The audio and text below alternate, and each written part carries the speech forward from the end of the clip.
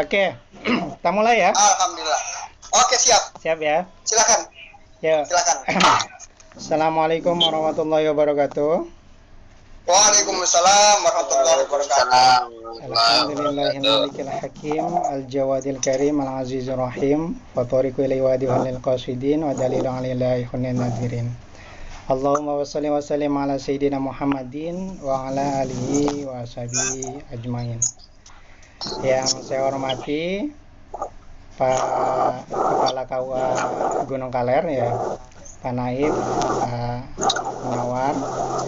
Yang saya hormati para pembicara. Yang pertama ada Al-Mukarram Al-Ustadz Sobrun Jamil SAG. Beliau adalah penyuluh agama Islam fungsional di Kemenag Kabupaten Tangerang. Dan yang kedua ada Kang Supyadi SPD. Beliau aktivis kepemudaan, aktif di beberapa organisasi kepemudaan, baik di Komite Nasional Pemuda Indonesia atau KNPI. Beliau juga di kepengurusan wilayah Gerakan Pemuda Ansor Provinsi Banten ya. Kalau teman-teman kepemudaan sering manggilnya dengan sebutan Om Mucul ya. Nanti masing-masing pembicara akan coba untuk berbicara di majelis taklim virtual ini. Mungkin nanti dari Pak Sobrun akan berbicara dalam perspektif pemerintahan ya, karena beliau adalah praktisi di Kemenag Kabupaten Tangerang. Nanti Kang Supyadi akan berbicara dalam perspektif kepemudaan begitu, karena memang beliau aktif di kegiatan kepemudaan dan juga concern di bidang moderasi beragama ini. Jadi sebelum ke pembicara, saya ingin sampaikan dulu, pertama memang poin kegiatan kita pada kesempatan kali ini kan ada dua ya. Pertama kita ngaji kebangsaan yang terkait dengan tema moderasi beragama dan milenial. Dan yang kedua kita launching website moderatmuslimin.com ya. Nanti mungkin sebelum masuk ke materi Pak Sobrun bisa memberikan pengantar tentang website Moderat Muslimin itu ya. Nah ini juga ada beberapa yang terlibat dalam kegiatan ini, ada penyuluh agama, kemudian ada alumni pesantren, kepemudaan, dan teman-teman di jurusan Akidah Filsafat Islam UIN Sultan Maulana Hasanuddin Banten. Karena memang prospek jurusan AFI itu memang banyak kan dibutuhkan di penyuluh ya, kalau di Kemenagnya juga.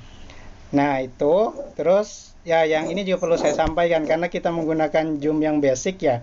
Khawatir nanti di tengah jalan kita berhenti.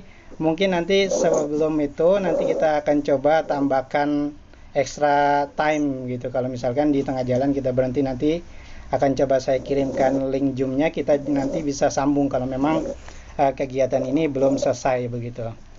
Tuh mungkin ya. Untuk selanjutnya mungkin kita coba langsung aja ke pemateri, ke pembicara. Pertama mungkin dari Al-Mukarram Al-Ustadz Sobrun Jamil SAG selaku penyuluh agama Islam fungsional Kemenag Kabupaten Tangerang yang akan coba untuk berbicara tentang moderasi beragama. Kepada beliau dengan segala hormat dipersilakan. Mau pakai screen ya Ustadz ya? Ya, boleh. Ya. Coba saya cari dulu ya. Baik. Sudah mulai ya? Iya, silakan Ustaz. Assalamualaikum warahmatullahi wabarakatuh. Wabarakatuh. Yang saya hormati, saya muliakan, saya banggakan sahabat-sahabat kajian Majelis Taklim Virtual atau MTV yang memang ini baru pertama kali, ini adalah perdana sekaligus launching website berbayar moderatmuslimin.com, yang mana ini memang saya buat pada malam minggu kemarin. Ini baru saja saya buat, sudah diposting 3 postingan dengan pengunjung atau traffic pengunjungnya itu sudah sampai kisaran 200-an lebih. Jadi baru 3 postingan sudah 200-an lebih. Mungkin karena ini berbayar sehingga di pencarian Google-nya itu ada di atas. Beda dengan yang gratis.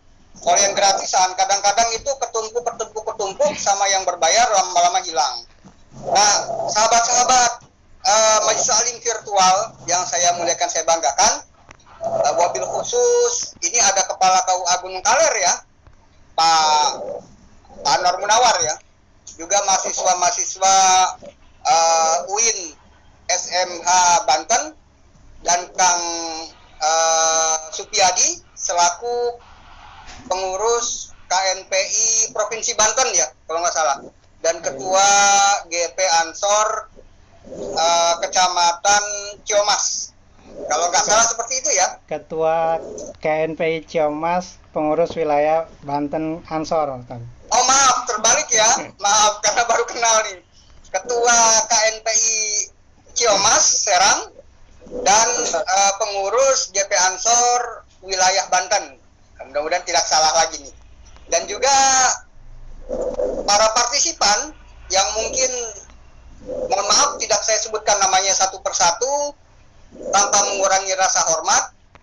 Ya, Ustadz Muhyiddin bisa nggak ditampilkan www.moderatmuslimin.com-nya, bisa nggak? Coba ya, saya cari dulu.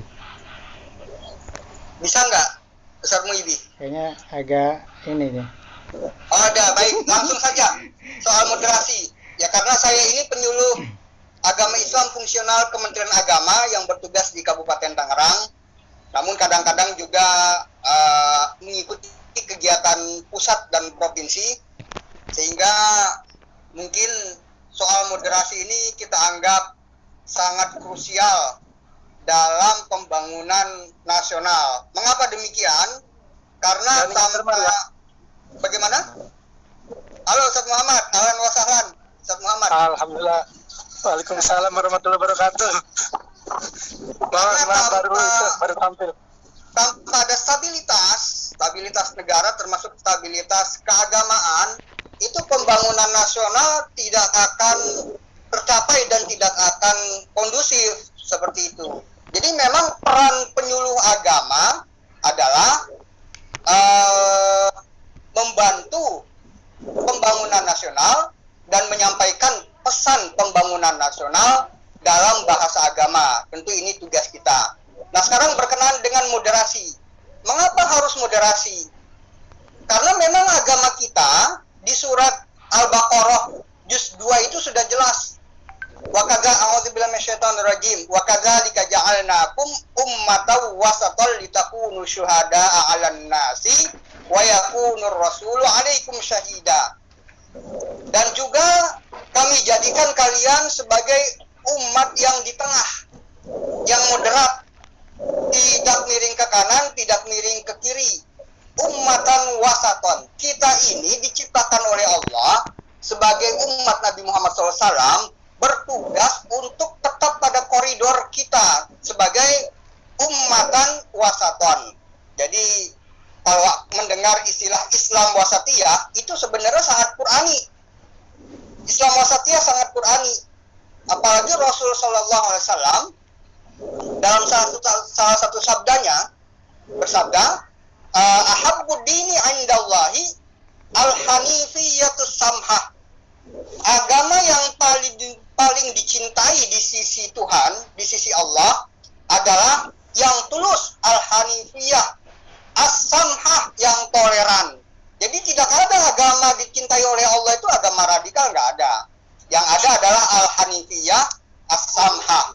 Nah, kemudian Rasul juga bersabda, ad-dinu aqlun, agama itu akal sehat. Ad-dinu yusrun, agama itu mudah. Sehingga kalau ada orang yang membuat sepertinya agama itu sulit, berarti dia pada dasarnya nggak paham agama. Jadi seperti itu. Nah, sekarang soal moderasi. Kalau dalam hal keseimbangan, kan ada ukhuwah Islamiyah, persaudaraan Islam, ukhuwah watoniyah, persaudaraan bangsa, ada ukhuwah basyariah, lebih luas lagi, persaudaraan antar sesama manusia. Nah, sekarang apa itu yang dinamakan dengan moderasi beragama? Saya tekankan sekali lagi, bukan moderasi agama. Agama itu sudah moderat. Jangan dituntut lagi agama harus moderat. Agama sudah moderat. Yang dituntut untuk moderat supaya kita ini seimbang, karena surat Ar-Rahman juga kan menyuruh kita supaya kita tetap seimbang, adalah moderasi beragama, bukan moderasi agama, tapi beragama. Jadi agama dengan beragama beda. Kalau agama sudah ada pakemnya, sedangkan beragama itu sudut pandang pemeluk agama, cara memahami pemeluk agama, atau barangkali interpretasi pemeluk agama, interpretasi kaum muslimin. Nah, itu beragama namanya. Nah, pengertian moderasi beragama adalah suatu proses. Jadi moderasi beragama itu proses sebenarnya. Jadi nggak langsung kita jadi moderat begitu, nggak bisa langsung. Butuh belajar juga, butuh riyadhah, butuh latihan. Suatu proses untuk memahami dan mengamalkan implementasi ajaran agama secara adil dan proporsional. Jadi satu proses untuk memahami dan melaksanakan implementasi agama secara adil dan proporsional, tidak terlalu miring ke kanan, tidak terlalu miring ke kiri, sebagaimana semangat ummatan wasaton tadi dalam surat Al-Baqarah ayat 185 tadi. Jadi ini untuk menghindari ekstremisme, karena kita akui setiap agama pasti ada ekstremisme, setiap agama pasti ada radikalisme, itu ada di setiap agama, bukan hanya Islam saja. Ekstremisme, radikalisme. Jadi kalau tidak seimbang cara kita beragama, maka itu akan menimbulkan ekstremisme dan radikalisme. Mengapa timbul ekstremisme dan radikalisme? Pertama, tidak proporsional dalam memahami agama. Yang kedua, sudut pandang yang diyakini itu dijadikan taken for granted, atau dijadikan pembenaran sebenar-benarnya. Jadi yang lain, pemahaman yang lain itu divonis salah, seperti itu. Yang ketiga, ada istilah adab sebelum ilmu. Kalau kita belajar ilmu tanpa mendahulukan adab, yang ada kita ini kaku dan ekstrim. Contoh misalnya begini, kalau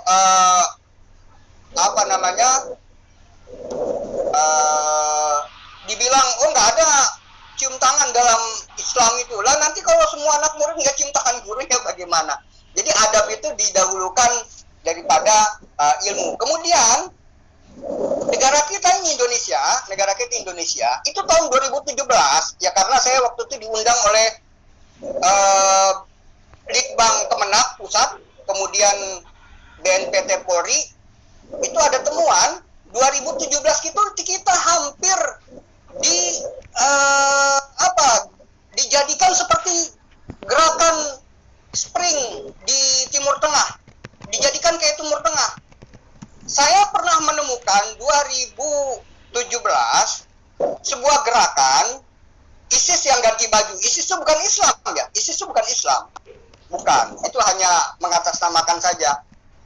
Namanya Gempar di daerah Pasir Ampo, Kecamatan Gresik. Saya datang ke sana bersama beberapa PAI non PNS saat itu, berempat, datang 2 kali. Ternyata dari investigasi kita itu pengajian di baiat, tidak boleh orang masuk mengaji tanpa baiat, sangat tertutup. Dan ternyata dikirim pelatihan di Sukabumi dan dikirim ke Syria, dibiayai keluarganya dibiayai, dikasih uang dari luar negeri tentunya. Itu ada temuan. Dan setelah baliknya hanya 20, mengirim 25, baliknya 20, berarti yang 5 mati di sana. Nggak tahu apa mati syahid atau mati konyol, kita nggak tahu, tergantung niat masing-masing. Karena kita harus hati-hati dengan hal-hal yang seperti ini. Kemudian ini saya kebetulan ada ini tentang Gus Dur dan Kebangsawan Kerukunan. Lanjut, Ustaz. Lanjut ya. Lanjut slide-nya, lanjut. Digeser, Ustaz. Ya. Jadi ini meneladani perjuangan Gus Dur menanamkan kerukunan dalam perbedaan. Ini mantan presiden kita yang kalau kita paham jasanya itu luar biasa, bukan hanya untuk Indonesia tapi untuk dunia. Lanjut, San. Next. Nah, Gus Dur pernah menyebutkan jika Tuhan tidak perlu dibela. Kalau kita menyikapinya dengan emosi, apalagi dikomporin dengan parah. Tapi ternyata pemikiran ini sudah lama sekali digaungkan oleh Dr. Hasan Hanafi dari Sudan. Jadi Gus Dur itu bukan yang pertama mengatakan ini. Dr. Hasan Hanafi, seorang intelektual dan pembaharu dari Sudan, pernah mengatakan ini juga. Ya, Tuhan itu walaupun dicaci, dibela, diapakan, tetap keagungannya tidak akan berkurang. Lanjut, next step. Ini makna Tuhan tidak perlu dibela. Ini kata-kata ini sebenarnya adalah sebuah gugatan terhadap konsep teologi klasik yang cenderung teosentris. Sindiran halus ini ditujukan bagi para teolog, orang-orang beragama ya, orang-orang pakar agama maksudnya teolog itu. Pada kelompok-kelompok agama, ini bukan hanya Islam tapi semua agama, yang cenderung beragama dengan kata-kata suci, namun sikapnya menunjukkan hal berkebalikan. Next ya.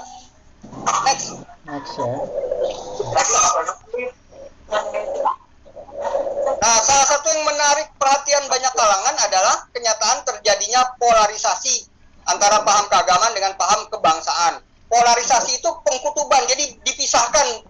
Ada kutub, seakan-akan kutub agama, seakan-akan kutub bangsa. Padahal kalau kita mau jujur, founding fathers bangsa ini adalah Muslim. Justru tokoh-tokoh Muslim, tokoh-tokoh ormas-ormas Islam semua. Seolah-olah keduanya bertentangan satu sama lain. Next.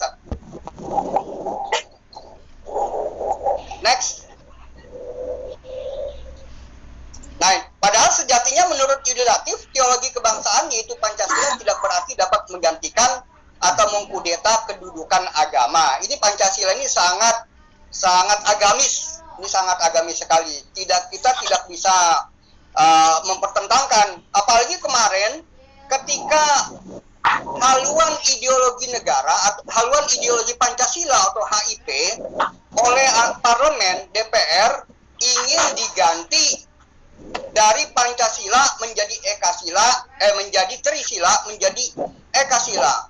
Lalu bangunlah semua tokoh-tokoh agama bersatu seperti memiliki musuh bersama. Jangan sampai Pancasila yang ada ketuhanan yang Maha Esa itu hilang dari dasar negara kita. Next,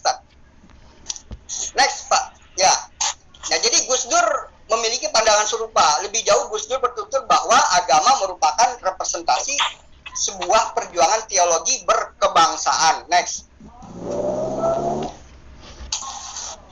Selanjutnya Gus Dur berpendapat bahwa agama menjadi kekuatan paling penting bagi bangunan bangsa. Bangsa ini yang terdiri atas kemajemukan agama dan kepercayaan yang luar biasa melalui toleransi. Dasarnya itu hadis Rasul, al-ahabuddini indallahi al-hanifiyah as-samhah.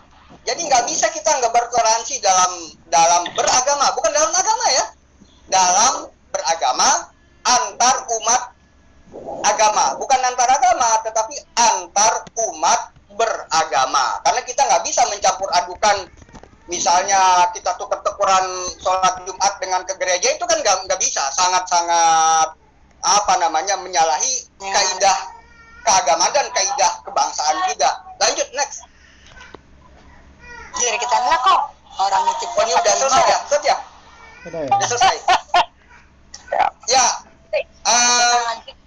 Jadi dengan demikian dasar falsafah negara ini sebagai negara beragama, di mana identitas keagamaan merupakan fondasi kebangsaan paling fundamental. Ini satu hal berkenaan dengan milenial. Karena begini, milenial itu lebih nurut kepada tokoh-tokoh media daripada seperti santri-santri yang ketaatannya pada kiai itu sangat besar. Kalau milenial enggak. Bagi milenial, orang hebat itu bukan dokter, bukan profesor, bukan pengusaha. Bagi milenial, orang paling hebat adalah orang yang paling banyak followernya. Sehingga kalau milenial itu sudah benar-benar terpesona dengan beberapa postingan di media, dia itu seperti akan brainwashing, mencuci otaknya. Jadi akan mencuci otaknya, dan biasanya kelompok-kelompok yang ekstrim, karena begini, kelompok ekstrim itu nggak hanya dari Islam, bahkan dari Yahudi pun menciptakan kelompok ekstrim menyusup ke dalam Islam, dan dengan sangat masif bergerak di dunia media sosial, sangat masif. Karena mereka punya dana banyak, mereka sangat masif sekali. Nah, ini yang harus kita jaga dari milenial, jangan sampai terperangkap oleh mereka yang mereka mengatasnamakan agama padahal bukan. Jadi seperti itu. Next, ada lagi. Pantas saja para leluhur bangsa menjadikan sila pertama sebagai visi dasar berketuhanan. Next. Disinilah pentingnya toleransi dan kerukunan umat beragama yang sebenarnya bertujuan untuk mempertahankan sikap kebangsaan yang kuat. Next. Udah selesai ya? Ayo udah, cukup sampai sekian. Cukup sekian. Ya barangkali nanti saya kembalikan waktunya kepada siapa? Akhina Syekhuna Ustadz Muhibbi ya. Dan kita akan mendengarkan paparan juga dari Kang Supyadi, lalu setelah itu akan ada sesi tanya jawab dan diskusi. Terima kasih dan saya kembalikan kepada Ustadz Muhibbi. Silakan Ustadz. Baik, terima kasih Ustadz. Cukup menarik ya, saya pikir tentang moderasi beragama. Jadi moderasi beragama ya, bukan moderasi agama Ustadz ya? Bukan, moderasi beragama. Jadi saya ingat juga Alwi Syihab tuh pernah bilang bahwa sebenarnya tidak ada konflik antar agama gitu. Yang ada adalah konflik antar umat beragama gitu. Jadi bukan agamanya yang konflik sebenarnya, tapi umat beragamanya kebanyakan tadi. Umat beragama. Iya. Ya, selanjutnya kita akan coba melihat dari perspektif milenial ya. Perspektif kepemudaan. Di sini sudah ada Kang Supyadi. Halo, Kang Supyadi. Halo, tadi sih masih di jalan ya, cuman nggak tahu udah. Halo, halo, Kang Supyadi, halo. Halo Kang. Iya, silakan mungkin memaparkan. Oh ya, masih di ini ya. 5 menit lagi. Oh ya. 5 menit lagi, ini lagi kumpul bentar, mau keluar nih bentar. Oh iya. Masih di jalan ya. Bentar ya. Dilanjut aja. Udah, ini giliran Kang Supyadi ini sekarang. Kenapa? Sekarang sesi Kang Supyadi. Oh gitu. Tadi udah panjang sih Ustaz Sabrun. Sebentar. Saya keluar dulu bentar ini. Ya. Nah, tadi soalnya lagi bawa ini katanya lagi di jalan. Jadi saya ingin coba ini lagi. Jadi ide dasarnya kenapa ada majelis talim virtual ini sebenarnya kegelisahan teman-teman penyuluh ya, tentang apa wacana-wacana Islam wasatiyah gitu, Islam moderat begitu. Jadi di samping kita ngaji virtual gitu kan, jadi memang kita juga launching website atau portal kepenulisan moderat muslimin.com.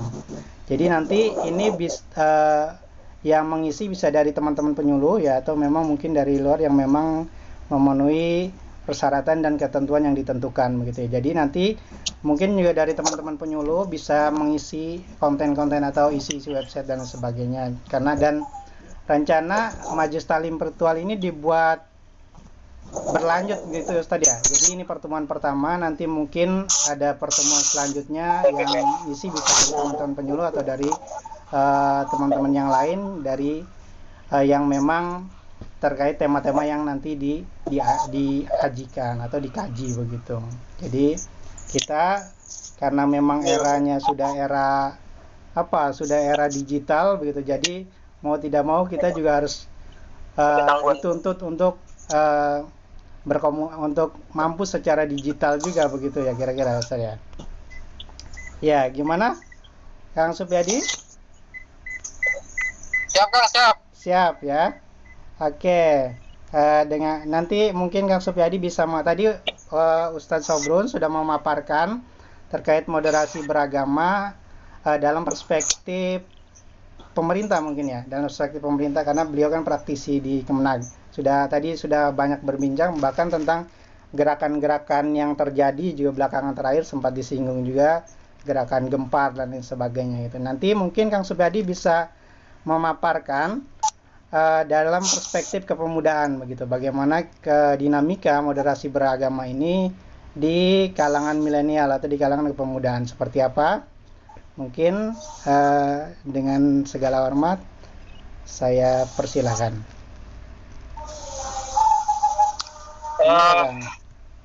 Baik, terima kasih. Kedengeran kakak? Kedengeran. Ini mana ini? Assalamualaikum warahmatullahi wabarakatuh. Waalaikumsalam warahmatullahi wabarakatuh. Para kiai, para ustadz yang saya hormati, Pak Ustadz Jamil Baharun, Pak Kiai, salam takzim semuanya para ustadz, sahabat Ahmad Muhibi yang sudah menjadi moderator. Sebetulnya saya agak malu nih Pak Ustadz, para Kiai, sebab keilmuan saya ini masih jauh lah urusan moderasi beragama ini. Apalagi ini dihadapkan dengan para kiai yang subhanallah, para ustadz yang sebetulnya secara keilmuan jauh begitu. Apalagi dibandingkan dengan sahabat saya Ahmad Muhibi ini. Entah latar belakangnya apa begitu, menunjuk saya sebagai cuma ini saja mungkin ya, lebih kepada pemerhati saja sebetulnya, bukan pembicara atau narasumber dan sebagainya, hanya mungkin soal kegelisahan saja begitu. Tadi mungkin juga disampaikan pengurus ansor provinsi, bukan sebetulnya, saya hanya pengurus biasa ya, di Kabupaten Serang. Kemudian tadi yang sudah disampaikan oleh Pak Jamil Baharun, Pak Ustadz, Pak Kiai, sesungguhnya sudah selesai begitu ya, dari mulai runtutan sampai ke perspektif milenial juga sudah disampaikan sebetulnya.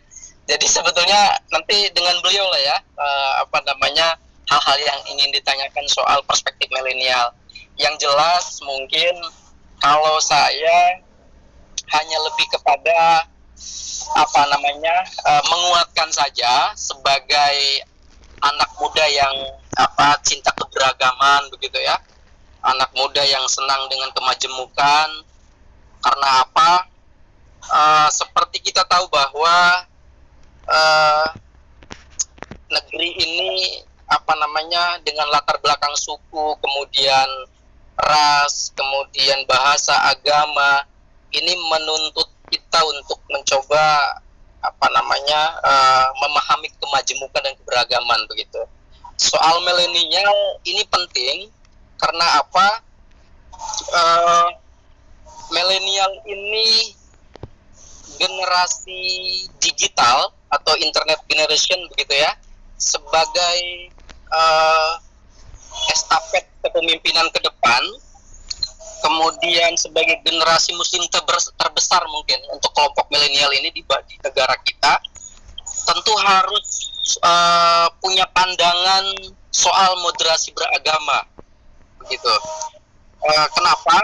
Kalau kemudian kelompok milenial ini salah satu aset atau saham terbesar negeri ini, tentu agar kemudian pembangunan bangsa, pembangunan nasional menjadi berkelanjutan dengan baik, kemudian ada kesejukan, ada kedamaian begitu.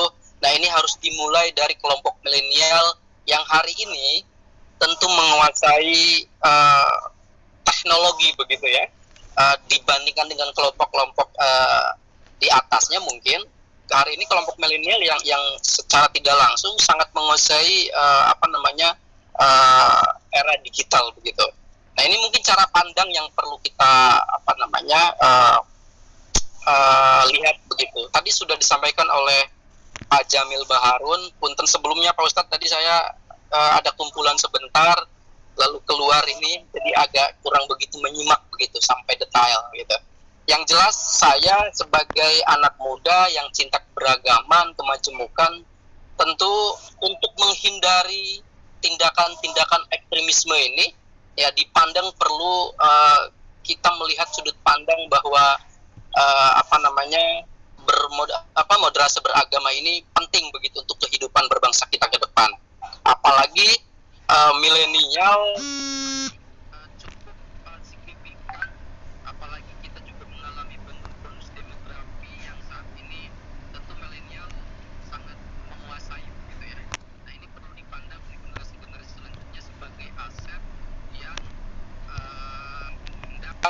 bahwa kepentingan moderasi beragama adalah untuk kebaikan negeri ini, untuk kesejukan dan kedamaian negeri ini, begitu ya. Saya kira tidak banyak mungkin yang saya sampaikan. Yang jelas tadi sudah disampaikan oleh Pak Ustadz Jamil Baharun soal detail begitu ya, moderasi beragama, perbandingan antara moderasi beragama dengan moderasi agama, jelas begitu ya, bahwa kenapa harus moderasi beragama bukan soal agamanya begitu ya. Kalau bicara agama semua juga menuntut kebaikan begitu. Soal agama semua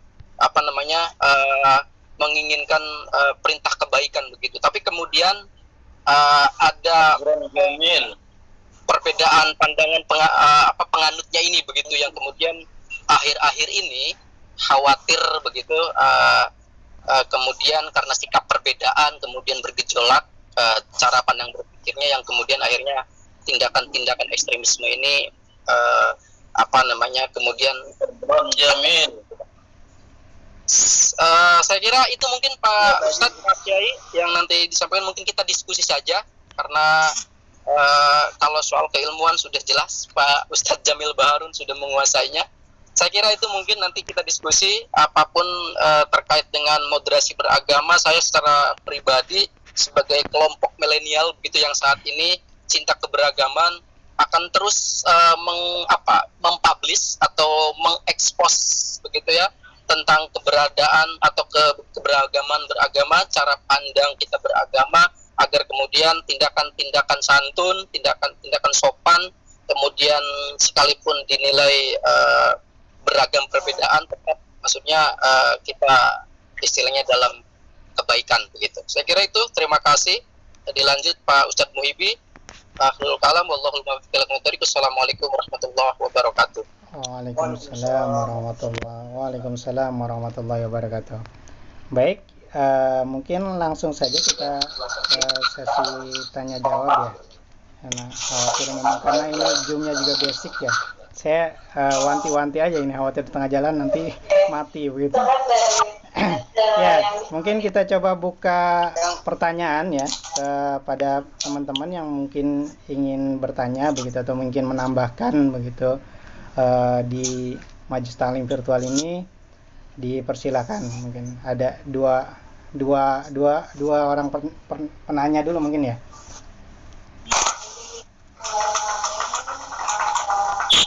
Ada? Pak Hasanuddin. Ada yang mau menambahkan atau yang mau bertanya mungkin?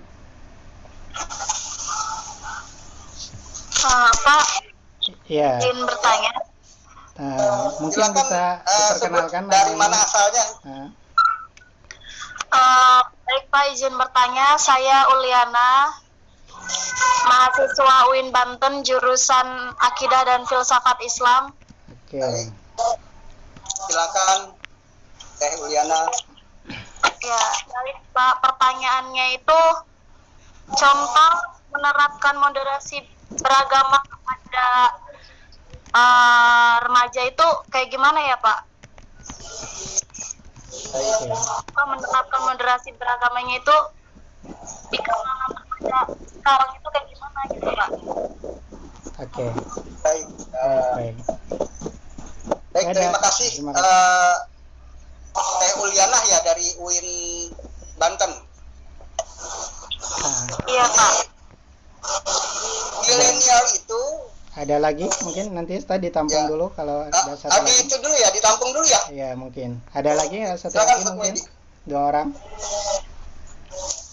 Saya Pak, izin bertanya. Oh, mau Silakan. mungkin diperkenalkan Bang dulu ya. Sarul Ramadan ya.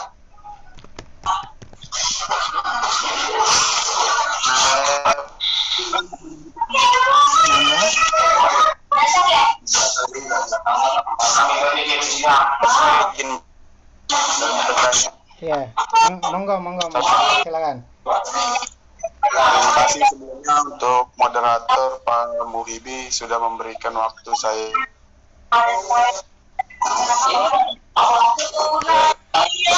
Yang ini Mengenai moderasi beragama di kalangan milenial.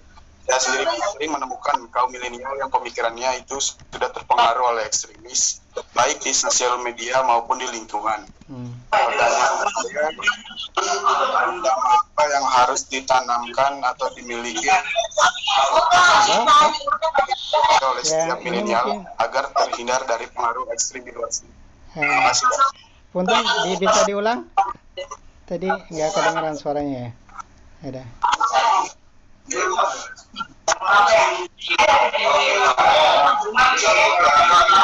Eh, Ya, Pak Abdul Muiz, silakan Pak. di mute dulu mungkin yang lain.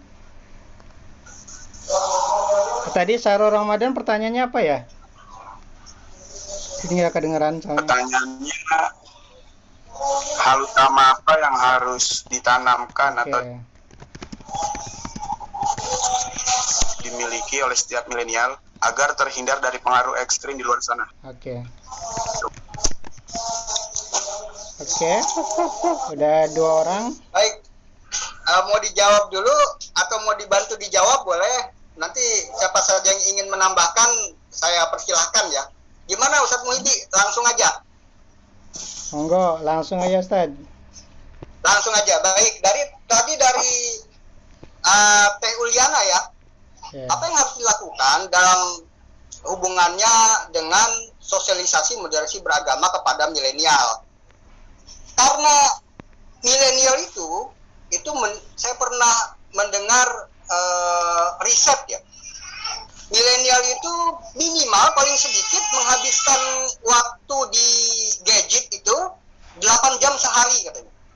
Yang paling sedikit, kalau yang paling banyak lebih dari itu. Maka kita harus banyak mensosialisasikan, membuat flyer, poster atau cerita pendek atau mungkin film pendek tentang moderasi beragama dalam banyak tema ya,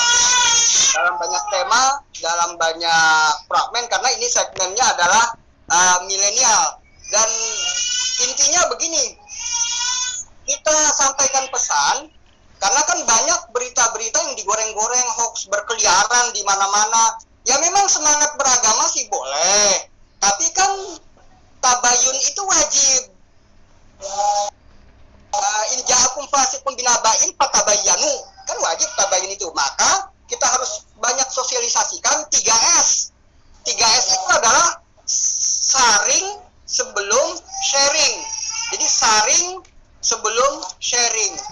Cuma dibuatnya tuh harus lebih kreatif ya, karena anak milenial kalau yang nggak bikin boring dan tidak kreatif ditinggal sama anak milenial. Mau kiai seperti apa, kayak mau ulama seperti apa, anak milenial tinggal aja. Jadi buat mereka yang hebat itu buat mereka adalah yang banyak followernya, yang ya sama seperti mereka. Jadi kita masuk dan menyelami dunia mereka seperti itu. Kita tidak bisa lagi memakai pola-pola old mind ya. Old mind itu cara berpikir lama, nggak bisa. Kita harus pakai pola new mind, cara berpikir baru. Kalau cara berpikir baru itu berarti generasi 4.0, generasi atau industri era 4.0, dan kita akan masuk kepada era 5.0, lebih hebat dari 4.0. Sekarang digitalisasi itu kan sudah masuk ke era 4.0. Nanti akan masuk ke era 5.0 dan kita harus siap, karena mereka sangat rentan terhadap brainwashing, paham-paham keagamaan yang tidak bertanggung jawab. Mereka itu kan lebih senang ngaji online atau katakanlah di YouTube, di TikTok, dan tapi itu sepenggal-sepenggal daripada ngaji secara utuh kepada kiai, kepada ulama, kepada asatid, kepada ajengan. Makanya kita harus bisa masuk atau menyelami dunia mereka. Kita harus bisa masuk. Maka harus ada kiai digital, ulama digital, gitu ya, ajengan digital.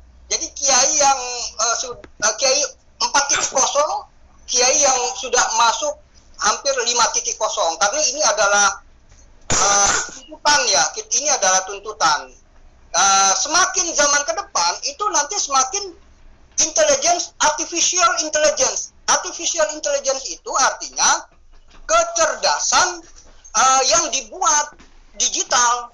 Dan kita jangan sampai tergantikan. Kalau penyuluh tidak mau atau apapun lah pekerjaan dakwah tidak mau menyesuaikan adaptasi dengan era ini, maka kita juga akan kelindas. Karena nanti yang akan memegang peranan kan mereka milenial. Makanya kita nggak boleh lepaskan mereka. Mereka mohon maaf, mungkin saja lebih nurut kepada ustadz kiai yang digital ya daripada yang manual. Seperti itu. Nah, kita harus masuk kepada mereka.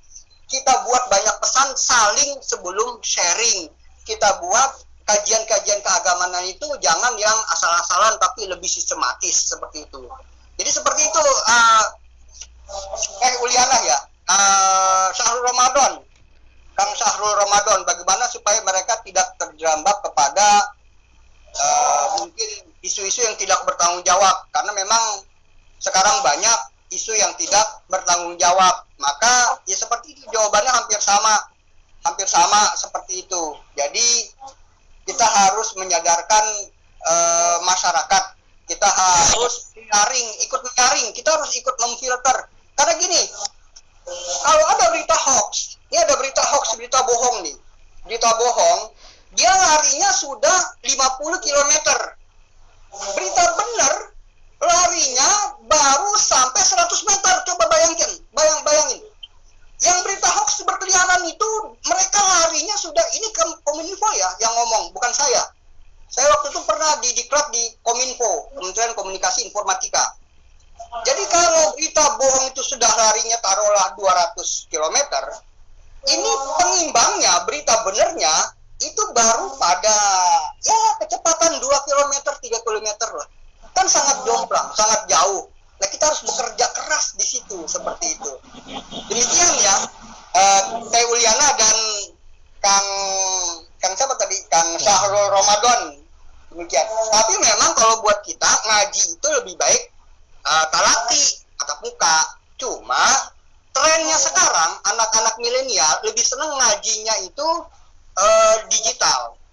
Nah, ini harus kita sikapi dan kita berikan solusi. Jangan hanya kita nyalahin digital, nyalahin zaman, nyalahin ini, nyalahin era. Nggak bisa kita nyalahin.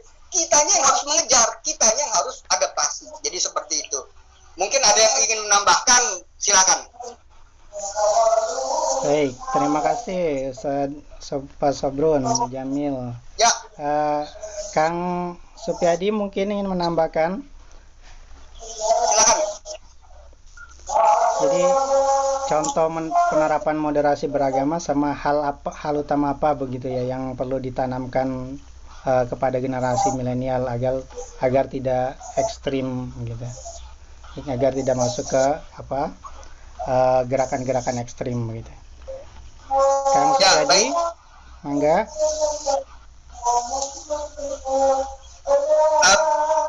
Baik, Kang Muhyiddin. Jadi begini, semakin banyak guru itu semakin bagus, semakin banyak referensi.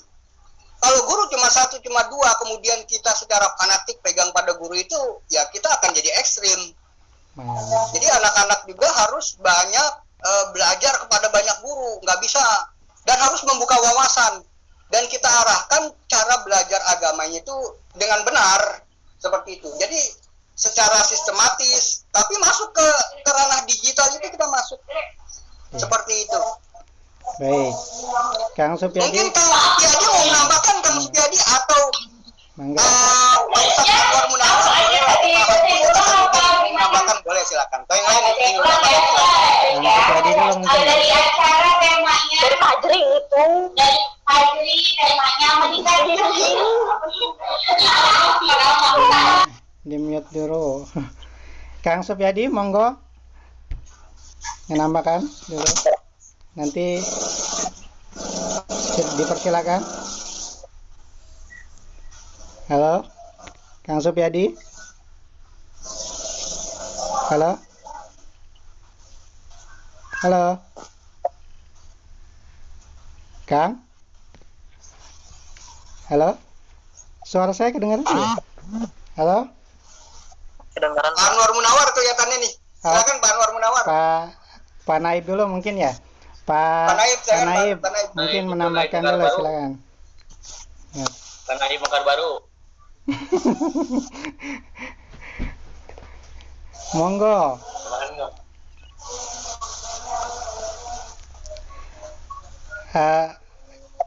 Kang Supyadi, Pak Naib mungkin atau yang mau menambahkan? Kang Supyadi, monggo. Halo.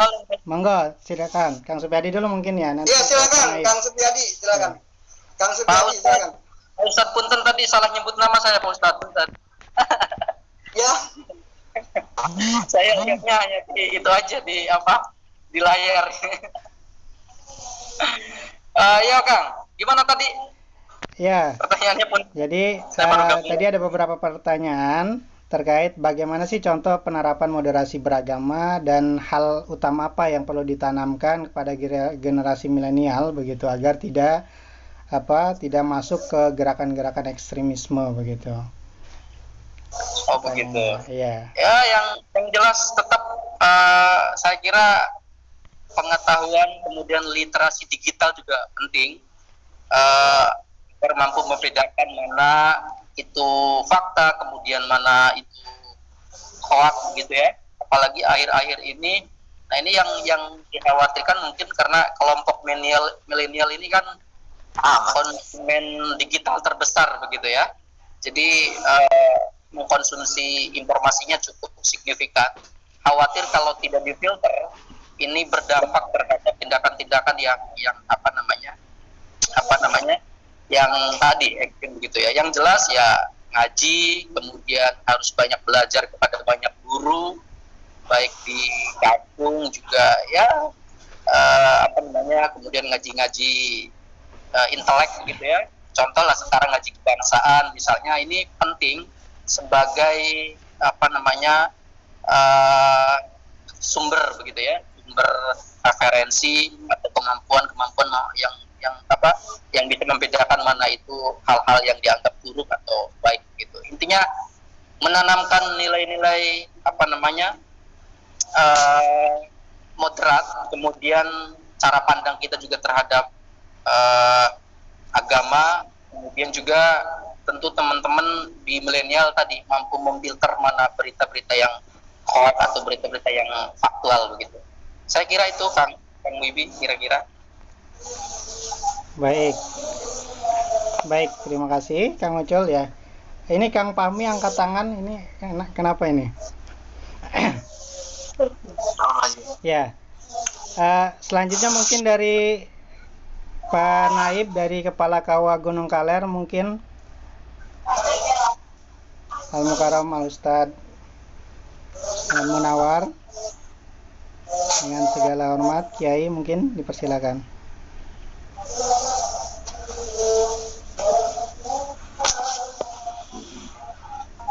Dari Kepala KUA Gunung Kaler mungkin menambahkan atau ada tambahan gitu. 30 yang hadir, Pak. Ada? Silakan. Ustaz Fahmi dulu, silakan.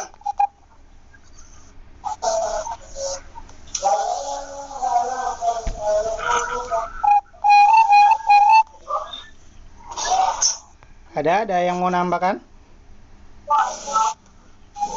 Halo.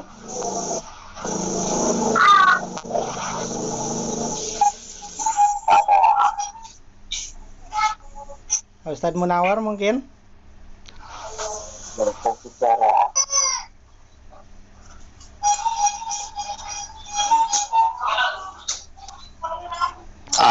Udahlah.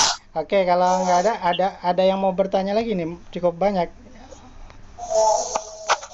Masih ditampung apa? Ini takut memang mati begitu ya. Saya pikir nanti kita bisa lanjut di luar begitu ya. Artinya di luar ruang virtual ini begitu, jika memang teman-teman masih ada yang perlu ditanyakan. Kita bisa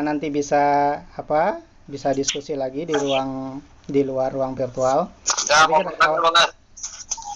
Silakan Sobedi. Ada yang mau nambahin? Ya, Assalamualaikum warahmatullahi wabarakatuh. Waalaikumsalam Waalaikumsalam. warahmatullahi wabarakatuh. Monggo Ustaz Dedi. Tadi siap. Naib, Kecamatan Gunung Keler, Kecamatan Gunung Keler, Pak Haji Sobrun, Pak Moderator, Bapak Supyadi, kemudian host kita Kang Muhibi dan para penyuluh se-Kabupaten Tangerang, kemudian para mahasiswa UIN SMA Banten.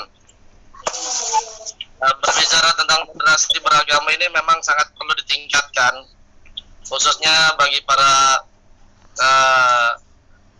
kaum milenial di zaman now ini ya. Terutama bagi para penyuluh ini memang perlu kita menggali beberapa informasi seperti kaum radikal di beberapa tempat, kan memang ada beberapa kaum radikal di lingkungan kita lah terutama ya. Nah, saya mau nanya nih kepada Pak Haji Sobrun dan Kang Supyadi, bagaimana sih cara meningkatkan kita sebagai para penyuluh ya untuk kinerja kita sebagai para penyuluh ini memberikan pencerahan kepada para kaum radikal supaya ya mereka itu sadarlah kembali kepada hitohnya ya, kembali kepada jalan asalnya ya, supaya tidak menyelimpang, supaya tidak terjadi kaum kekerasan ya di generasi kita ini ya, terutama kan bagi para pemuda yang belum memahami lah tentang ilmu-ilmu tentang keagamaan ya.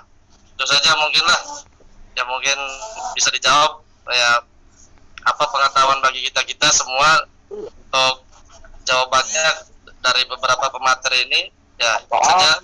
Assalamualaikum warahmatullahi wabarakatuh. Waalaikumsalam warahmatullahi wabarakatuh. Baik, sebelumnya saya ini ya, karena memang khawatir mati gitu, saya ini pertanyaan terakhir ya, karena memang masih banyak ya yang ingin bertanya. Saya pikir ini pertanyaan terakhir aja tadi ya. Nanti kalau memang masih ada yang perlu yang ingin ditanyakan bisa di luar ruang virtual ini begitu ya.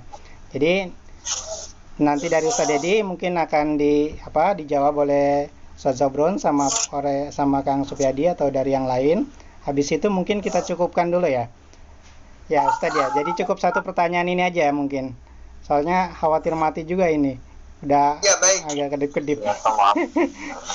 Baik. Oke, Terima baik, kasih. silakan Ustaz jawab. Ustaz Midi dan Ustaz Dedi.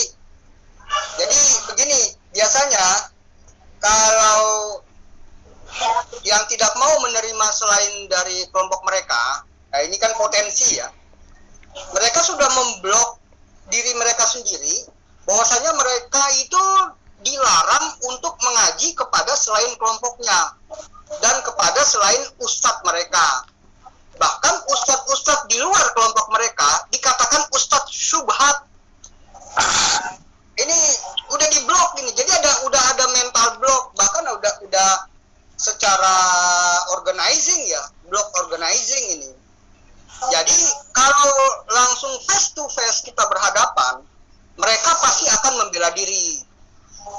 Tapi harus kita sering berikan himbauan ya di tempat-tempat yang mereka bisa akses, entah di Facebook, entah di WA, entah di apapun. Kita kasih sosialisasi, kita kasih himbauan. Nah itu insya Allah bisa menderadikalisasi pemahaman mereka. Kalau agama nggak ada yang radikal Ustaz Dedi ya, cuman cara beragama itu yang kadang ada yang radikal. Agama nggak ada yang radikal. Agama itu prinsipnya toleran dan tulus. Cuma cara beragama, orang-orang beragama. Jadi seperti itu Kang Dedi. Ini ada di chat. Maaf ini Ustaz Muhyiddin, saya baca ya. Mangga. Di chat ada pertanyaan dari Siti Ani Mulyani.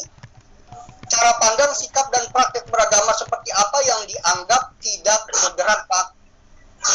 Nah, ini yang benar-benar mengklaim bahwa dirinya lah yang paling benar, kelompoknya lah yang paling benar, mazhabnya lah yang paling benar. tanpa mau mempelajari mazhab-mazhab lain, pandangan-pandangan lain. Kan kitab-kitab agama banyak. Kadang-kadang begini, kadang-kadang ada namanya distorsi kognitif kelompok agama.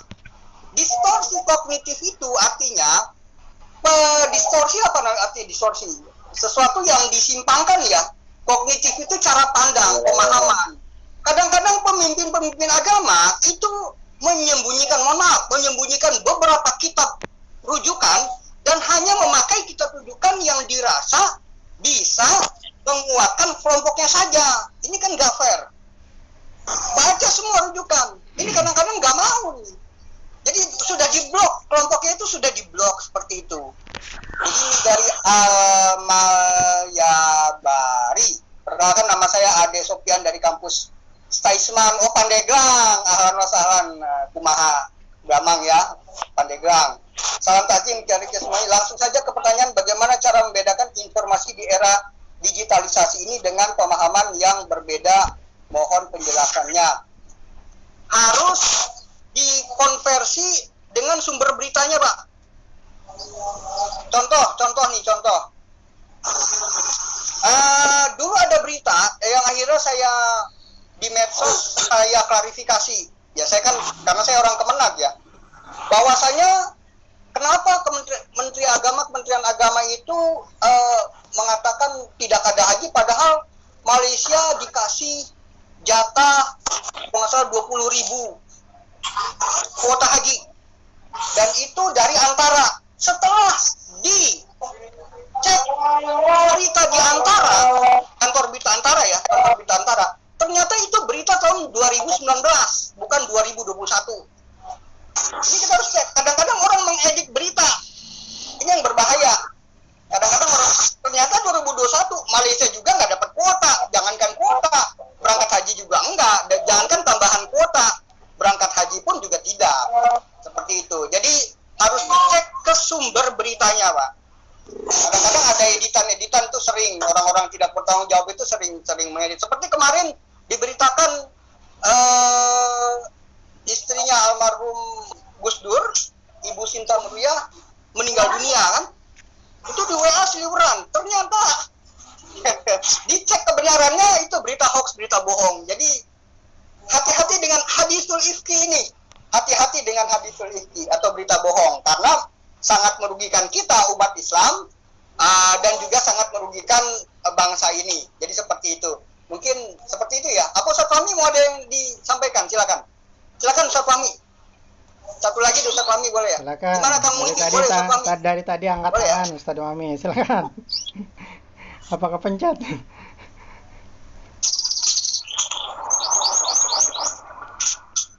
Silakan.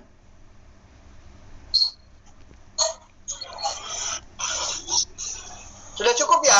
Kalau sudah cukup mungkin kita sudahi aja dulu ya. Mungkin kita ketemu lagi di sesi selanjutnya. pemateri Kapan kedua nih mungkin. sesi selanjutnya, Kang? Pemateri kedua mungkin. Kang Supyadi mau menambahkan?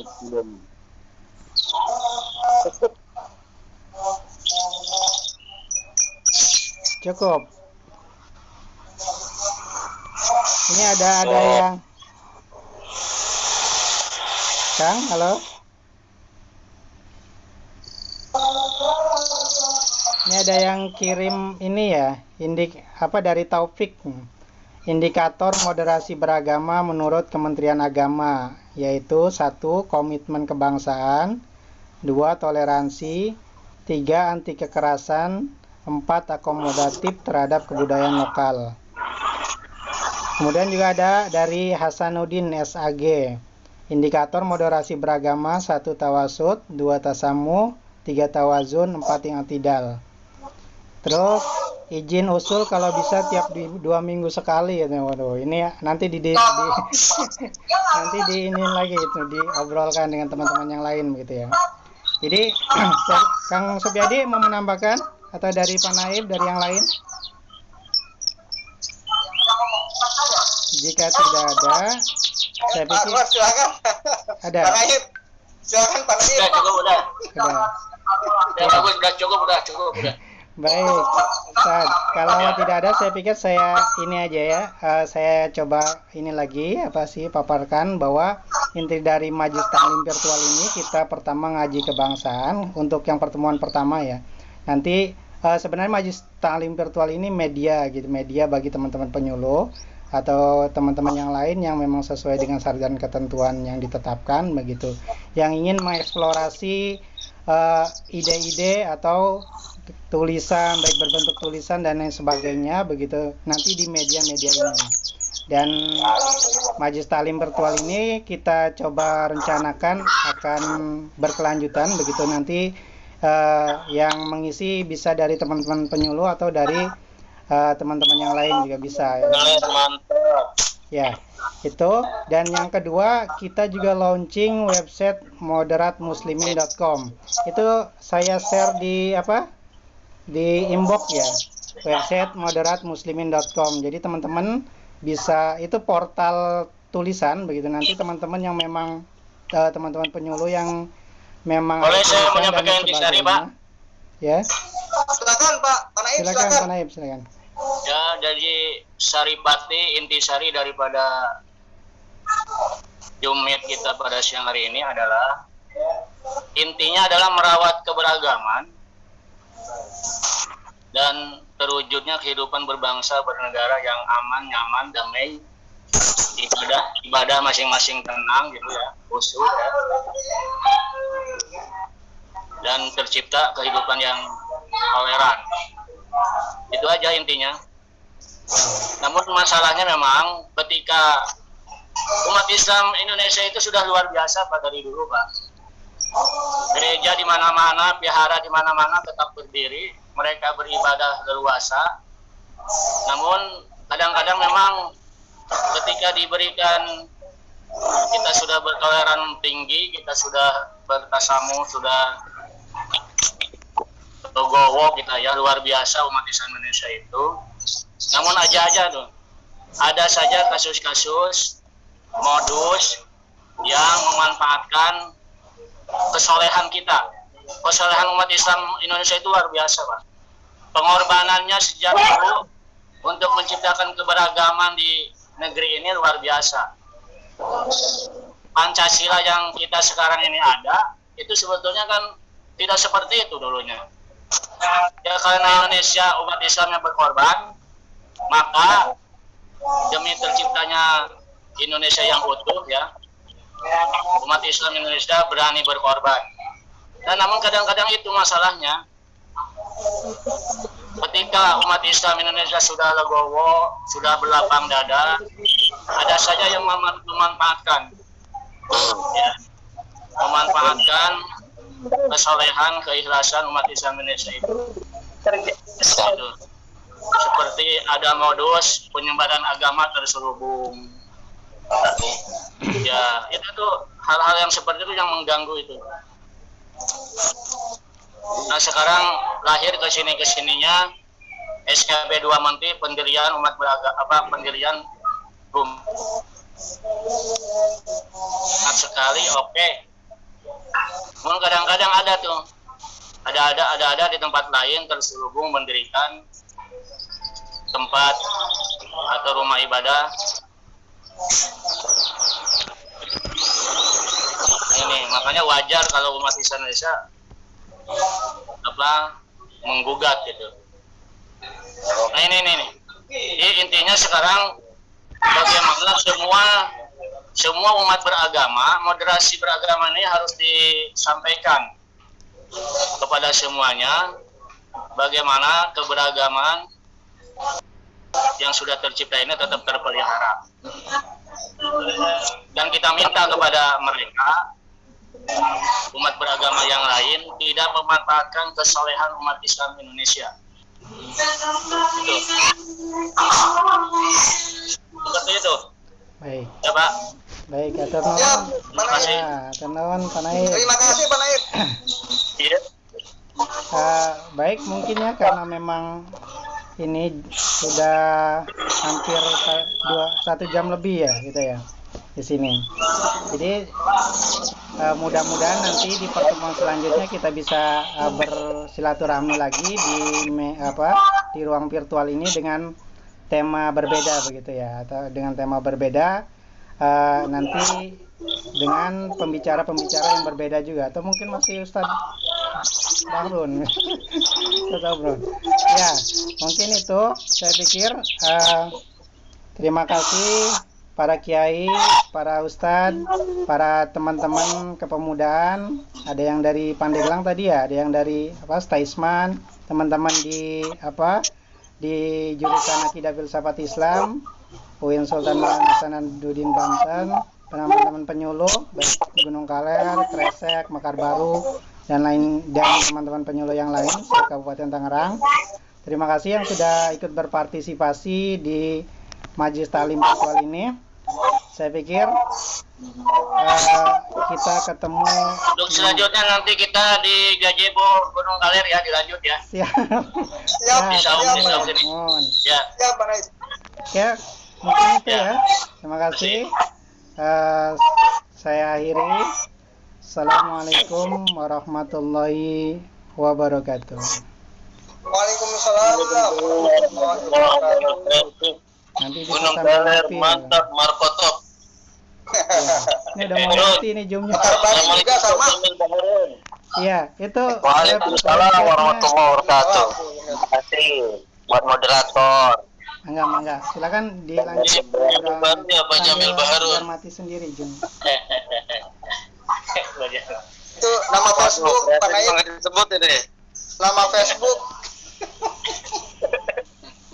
Jadi ntar lanjut lagi Ustaz pengajiannya. Ya, insyaallah. Ya. Sip. Oke semuanya, Alhamdulillah. saya izin live ya. Izin live Selalu ya. ke saya Ustaz Jamil ya. Baik. Ya, salam dari Bapak dua. Ya, assalamualaikum.